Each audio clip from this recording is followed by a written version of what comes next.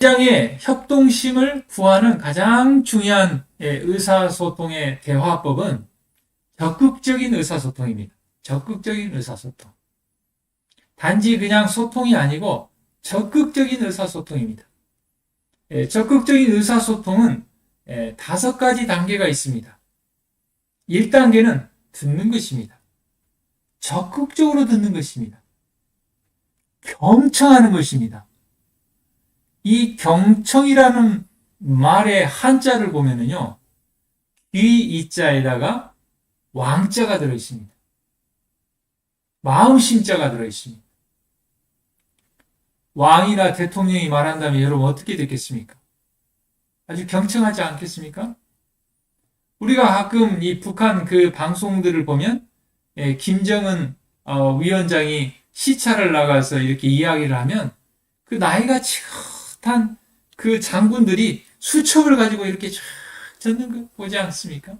한마디라도 빠칠까봐. 네.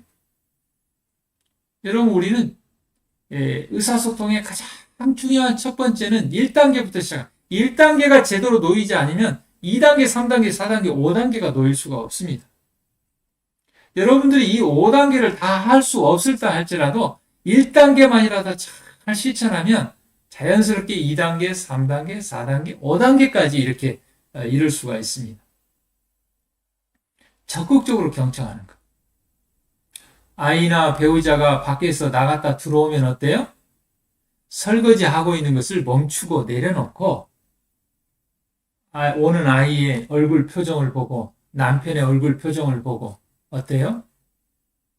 혹시 오늘 어떤 일이 있었는가? 좋은 일이 있었는가? 어려움은 없었는가? 적극적으로 듣는.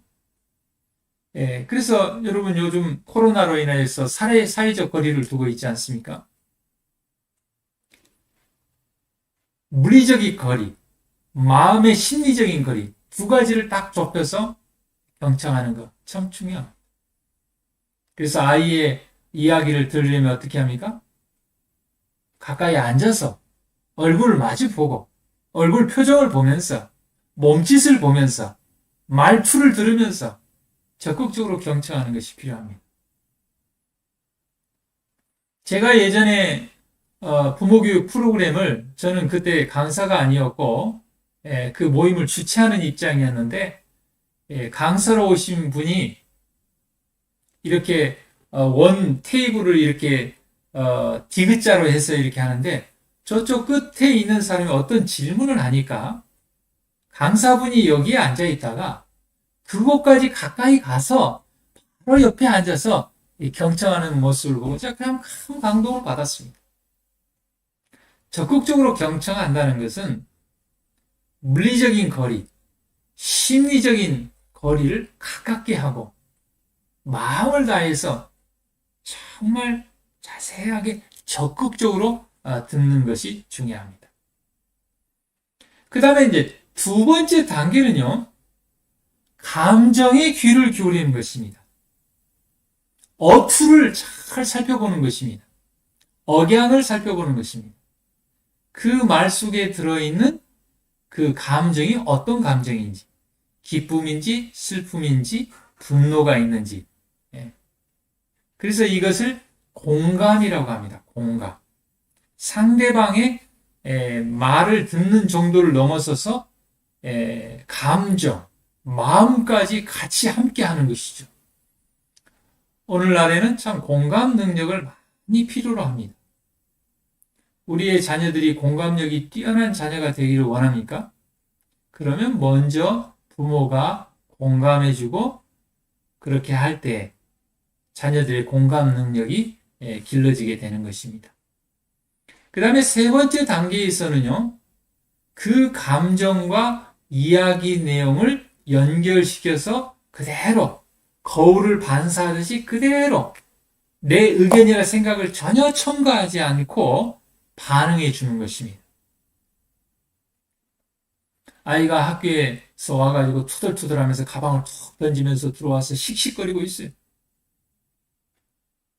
오늘 학교에서 무슨 일이 있었냐? 물어보니까 옆에 있는 친구가 자기를 찝쩍거려가지고 화가 났다는 거예요. 네 친구가 너를 귀찮게 해서 네가 화가 났구나. 이렇게 그 아이의 그 이야기 내용과 거기에 어때요? 그의 감정을 같이 반응해 주는 것. 그럴 때 아이는 부모의 공감을 통하여 이 감정이 가라앉고 굉장히 엄마하고 가깝게 부모하고 소통할 수 있는 단계가 형성되는 것입니다. 그 다음에 네 번째 단계에서는 대안을 찾아보고 그 결과를 평가하는 것입니다. 이 네 번째 단계가 중요한데요. 문제의 소유권이 부모에게 있다면 우리는 3장에서 배울 훈육을 한다고 그랬습니다. 그런데 문제의 소유권이 자녀에게 있을 때는 부모가 적극적으로 책임을 지고 훈육하면서 해결하는 것이 아니라 자녀가 그 문제를 해결하는 주체가 되고 부모는 의사소통을 통하여 지지와 격려만 하면 되는 것입니다. 그러면 자녀는 적극적으로 그 문제를 해결해 나감으로 문제 해결 능력을 기르게 되는 것입니다. 그래서 그래, 친구가 너를 이렇게 옆에서 귀찮게 했는데 너는 어떻게 했냐? 다음에 그러면 어떻게 할래? 하면서 어떻게 해요? 같이 대안을 찾아보는 것입니다. 대화를 통해서. 그래서 아이가 해결 방법이 없으면 어때요? 아무 대안이 없으면 이렇게 하라, 저렇게 하라, 명령하기, 해결사 노릇하기. 그럼 또 의사소통이 막히게 됩니다. 걸림돌을 사용하면 안 되는 것입니다. 그래서 그럴 경우에 좀 그 아이와 좀 거리를 두고 좀 피하면 어떨까? 너는 어떻게 생각하냐? 아이의 의견을 물어보는 것입니다. 아이를 존중하고 아이가 직접 그 문제를 해결하는데 참여하도록 하는 것입니다. 아이가 어떤 해결책을 내놨을 때 다음에도 또 이렇게 귀찮게 굴면은요, 그냥 한 방 얼굴을 때려버릴 겁니다. 그렇게 하면 안 되지. 그러면은 학폭이 열리고 또 치료비 들어가면 안 되는데? 이건 훈육입니다. 부모는 경험이 있기 때문에 그걸 다 알고 있죠. 그러나 우리가 그렇게 하면은 또 대화가 단절이 됩니다. 그래서 어떻게 합니까? 자녀가 내놓은 대화에 대해서 그 결과를 평가해 보는 것입니다. 그래? 너는 그렇게 생각했니?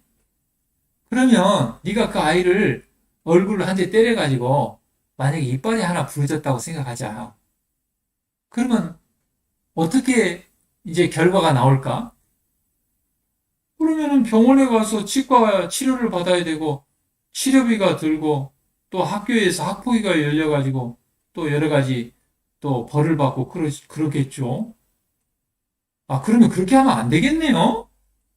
이렇게 아이가 스스로 문제를 찾아가도록 의사소통을 통하여 대안을 찾아가고 그 대안에 대해서 된다 안 된다 말하지 않고 아이가 스스로 좋은 대안을 찾을 수 있도록 어떻습니까?